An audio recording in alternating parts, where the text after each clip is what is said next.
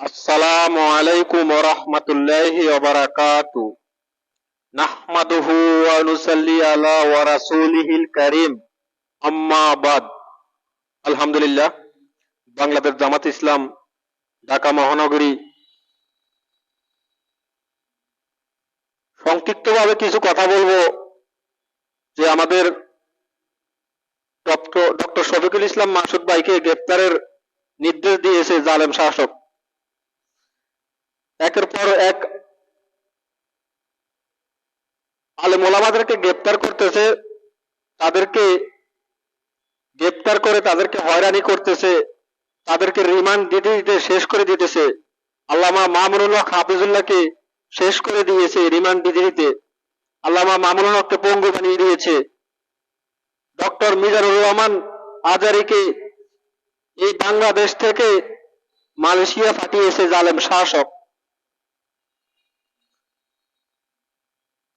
আল্লাহ রাসূল সাল্লাল্লাহু আলাইহি সাল্লাম বলেছেন, কিয়ামতের আলামতের সম্পর্কে আল্লাহ রাসূল সাল্লাল্লাহু আলাইহি সাল্লাম 1400 বছর আগে আল্লাহর হাবিব সাল্লাল্লাহু আলাইহি সাল্লাম বলেছেন যে কিয়ামতের আলামত হবে কখন, যখন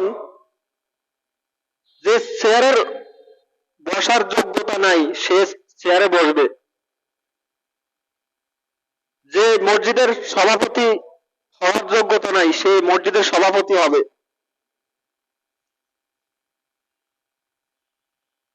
যে এমপি মন্ত্রী হওয়ার যোগ্যতা নাই সে এমপি মন্ত্রী হয়ে যাবে। আমরা দেখতেছি নষ্ট মহিলা মমতাজ নমিনেশন পায়, যারা চামড়া বিক্রি করে খায়, পর পুরুষদের সাথে যারা রাতারাত কাটায় তারা নমিনেশন পায়, এমপি মন্ত্রী হয়ে যায়। এগুলো কিয়ামতের আলামত। নায়ক ফেরদৌস পাঞ্জাবি লাগায়া টুপি লাগায়া সবার কাছ থেকে ভোট চাইতেছে। এগুলো এমপি মন্ত্রী হলে এগুলি কি করবে? এগুলো এমপি মন্ত্রী হলে দেশটাকে রসাতলে নেবে, দেশটাকে আজকে তো দেখতেছি আমরা জোরদার মুল্লুকতার, এই দেশটাকে লুটপাট করে খেতেছে, এই দেশের মানুষকে হয়রানি করতেছে, অসংখ্য মানুষকে জেল জুলুম নির্যাতন করে করে একের পর এক শেষ করে দিতেছে। তো চলচ্চিত্র জগৎ যারা, এরা যদি এমপি মন্ত্রী হয়, এরা সংসদটাকে গানের আসর বানিয়ে ফেলবে, এরা সংসদটাকে নাফাক বানিয়ে ফেলবে। একমাত্র যোগ্যতা, এমপি মন্ত্রী হওয়ার যোগ্যতা হবে একমাত্র আলেম ওলামাদের। আলেম ওলামাদের দুধ চরিত্র নায়ক ফেরদৌস ও কোনোদিনও এমপি মন্ত্রী হতে পারবে না। ও যদি এমপি মন্ত্রী হয় এই দেশটাকে জোরদার মুল্লুকতার হয়ে যাবে। এখন তো দেখতেছি জোরদার মুল্লুকতার হয়ে গিয়েছে, একের পর এক দয়াপনা চলতেছে। নেতৃত্ব যদি দেশাঙ্গনে যদি চলে তাহলে অবশ্য নেতৃত্ব যদি দেশাঙ্গনে চলে তাহলে এই দেশটা রসাতলে যাবে না, কোন জায়গায় যাবে?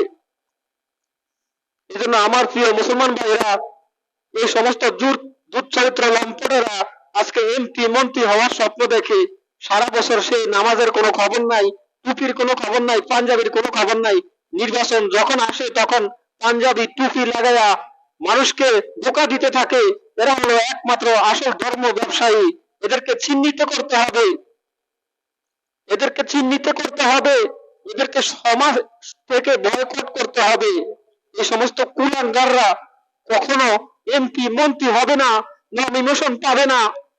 যদি নমিনেশন পেতে হয় তাহলে আলেম ওলামাদেরকে নমিনেশন দিয়ে এমপি মন্ত্রী বানাতে হবে। তাদের বিরুদ্ধে কোনো দুর্নীতিবাজের মামলা নেই, তাদের কোনো মামলা নাই দুর্নীতিবাজদের মতন, ওরা দুর্নীতি করবে না আলেম ওলামারা। আর এই অসংখ্য জালেমেরা আজকে নমিনেশন পায়, দুঃচরিত্র যারা চামড়া বিক্রি করে খায়, রাতারাতি পুরুষদের সাথে যারা কাটায়, এরা নমিনেশন পায়, এমপি মন্ত্রী হয়ে যায়। এগুলো হলো একমাত্র কিয়ামতের আলামত। এই জন্য ক্ষমতাশীল জাহেলরা, তোমরা শুনে রাখো, ফেরাউনের ক্ষমতা কম ছিল না। আল্লাহ পাক রব্বুল আলামিন ফেরাউনকে ধ্বংস করে দিয়েছে। ইন্না বাতশা রাব্বিকা লাশাদীদ। আল্লাহ পাক রব্বুল আলামিন বলেন, আমার দরা বড় মারাত্মক দরা। আমি যুগে যুগে ফেরাউনকে ধরেছি, জালেম ফেরাউনকে আমি নাকানি সুবানি খাইয়ে অপদস্থ করে লাঞ্ছিত করে দুনিয়া থেকে চির বিদায় করেছি। আবার নমরুদকে আমি ল্যাংড়া মশা দিয়ে জুতা পিটা করে অপদস্থ করে লাঞ্ছিত করে তাকে আমি দুনিয়া থেকে চির বিদায় করে দিয়েছি। এই জন্য জালেম শাসকেরা তোমরা সাবধান, সাবধান। শফিকুল ইসলাম মাসুদ ভাইকে যদি অ্যারেস্ট করা হয়, শফিকুল ইসলাম মাসুদের বদল আল্লাহ পাক রব্বুল আলামিন আর মুজাহিদ ডক্টর শফিকুল ইসলাম মাসুদের মতন মুজাহিদ তৈরি করে দেবে ইনশাআল্লাহ। এই জন্য আমরা জেল জুলুম নির্যাতনকে আমরা ভয় করি না, হামলাকে ভয় করি না, মামলাকে ভয় করি না। দুনিয়ার কোন পুলিশ বাহিনী, র্যাব বাহিনী, আর্মি বাহিনী, বিডিআর বাহিনী, হেলমেট বাহিনীকে আমরা পরোয়া করব না। দুনিয়ার কোন নাস্তিক মুর্দাদের কাছে আমরা মাথা নত করব না। এই বাংলাদেশে কেয়ারটেকার সরকার প্রতিষ্ঠিত করার জন্য যে কোনো ত্যাগ আমরা স্বীকার করব। জালেমের রক্ত চক্ষুকে পরোয়া করব না। আল্লামা দেলোয়ার হোসেন সাইদি হাফিজুল্লাহ উনিও কোনোদিন জালেমের রক্ত চক্ষুকে পরোয়া করেননি। ওনাকে জালেম শাসক শেষ করে দিয়েছে, ওনাকে শহীদ করে দিয়েছে জালেম শাসক। আর এক শ্রেণীর কুলাঙ্কাররা বলে উনি কিভাবে শহীদ হলেন। এই 13টা বছর জালেমের চিন্তাধারা ছিল, জালিমের কাছে কখনো মাথা নত করেনি, কিন্তু উনি অবশ্য শহীদ। 13টা বছর উনি যদি চাইতেন স্বর্ণের বিছানা বানিয়ে উনি ঘুমাতে পারতেন। আল্লাহ পাক রব্বুল আলামিন উনাকে এমন মুজাহিদ বানিয়ে দিয়েছেন, দুনিয়ার কোন জাহেল, দুনিয়ার কোন বাতিল শক্তি, দুনিয়ার কোন মুনাফিক শক্তি, দুনিয়ার কোন স্বৈরাচার শক্তি ওনাকে ওনার কণ্ঠ স্পষ্ট করতে পারেনি, ওনার কণ্ঠ বন্ধ করতে পারেনি। আল্লাহ পাক রব্বুল আলামিন তার ওই গোলামকে এমন ভাবে কবুল করেছে, উনি 13টা বছর জেল খেটেছে, ওনার উপর জুলুম করেছে, অত্যাচার করেছে, ওনাকে আপোষ করার জন্য বহুত চেষ্টা করেছে জালেম শাসক, কিন্তু উনি কখনো জালেমের রক্ত চক্ষুকে পরোয়া করেনি। উনি চেয়েছিলেন বাংলার জমিনে আল্লাহর দ্বীন কায়েম করবে। উনি চেয়েছিলেন বাংলার জমিনে কিভাবে আল্লাহর দ্বীন কায়েম করবে, মানুষের ভোটের অধিকার, মানুষের বাতের অধিকার, মানুষের কল্যাণের কথা উনি সবসময় বলে গিয়েছে। আজকে আল্লামা দেলোয়ার হোসেন সাইদি হাফিজুল্লাহ শহীদ আল্লামা দেলোয়ার হোসেন সাইদি হাফিজুল্লাহ তাফসীর জগতের সম্রাট, যার কপালে কাবা শরীফের ইমাম চুমা খায়, যার কপালে কাবা শরীফের ইমাম পর্যন্ত চুমা খায়। 52টা দেশে উনি কোরআন কারীম থেকে তাফসীর করেছে। উনি কোনোদিনও কোনো জাহেলের, কোনো জালেমের রক্ত চক্ষুকে পরোয়া করেনি।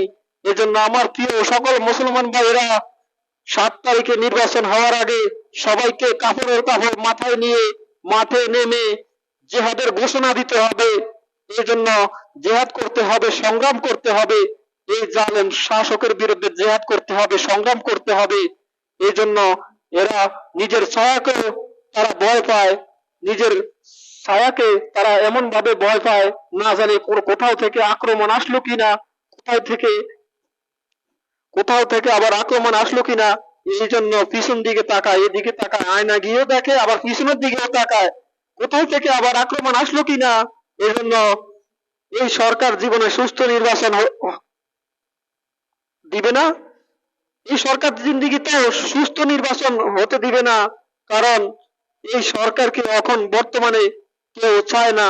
এই জালেম শাসককে, যারা মানুষের উপরে জুলুম করেছে, অত্যাচার করেছে, আমি দেখতেছি এই জালেম সরকার শেখ হাসিনা কুকুরের মাথায় পর্যন্ত টুপি পরিয়েছে, তার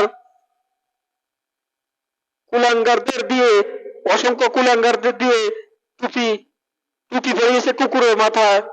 এই সমস্ত জাহেল মূর্খরা, ইসলাম বিরোধী, কোরআন বিরোধী, এরা ইসলামের বিরুদ্ধে সবসময় কথা বলে। ইসলামের কথা শুনলে তাদের জ্বালাপোড়া শুরু হয়ে যায়। এই জন্য আমার প্রিয় মুসলমান ভাইরা, সবাই ঐক্যতা হয়ে যান। যদি ইসলামকে ভালোবাসেন, আল্লাহকে ভালোবাসেন, আল্লাহর রাসূলকে ভালোবাসেন, তাহলে আল্লাহ রাব্বুল আলামিন কোরআন কারীমে বলেছেন, লাকাদ কানা লাকুম ফি রাসূলিল্লাহি উসওয়াতুন হাসানা, তোমাদের মধ্যে উত্তম আদর্শ হবে আমার হাবিব সাল্লাল্লাহু আলাইহি ওয়াসাল্লামের আদর্শ। অন্য কোন আদর্শকে তোমরা ফলো করতে পারবে না। বঙ্গবন্ধুর আদর্শকে তোমরা ফলো করতে পারবে না। জিয়া রহমান আদর্শকে তোমরা ফলো করতে পারবে না। যদি ফলো করতে হয় জনাবে মোহাম্মদ রাসূলুল্লাহ সাল্লাল্লাহু আলাইহি সাল্লামকে অনুসরণ করতে হবে। এই জন্য সূরা আযাবের মধ্যে রব্বুল আলামিন বলেছেন, লাকাদ কানা লাকুম ফি রাসূলিল্লাহি উসওয়াতুন হাসানা। আল্লাহ পাক রব্বুল আলামিন বলেছেন, লাকাদ কানা লাকুম ফি রাসূলিল্লাহি উসওয়াতুন হাসানা, তোমাদের মধ্যে উত্তম আদর্শ হবে আমার হাবিব সাল্লাল্লাহু আলাইহি সাল্লামের আদর্শ। এই জন্য আমার প্রিয় ভাইরা, সকল মুসলমান ভাইরা, সবাই ঐক্যতার ভিতরে আসেন।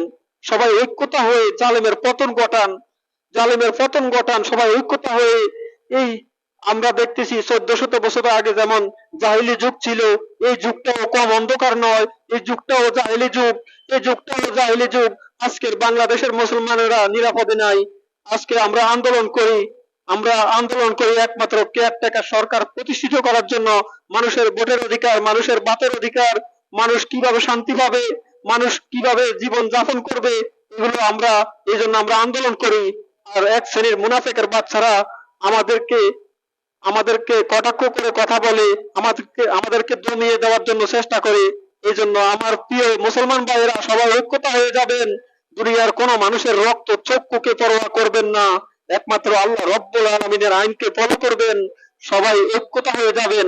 এ বলে আমি আমার এতটুকু সংক্ষিপ্ত কথা বলে আমি শেষ করে দিতেছি। আখির দাওয়ানা আলহামদুলিল্লাহি রাব্বিল আলামিন। আসসালামু আলাইকুম ওয়া রাহমাতুল্লাহি ওয়া বারাকাতুহু।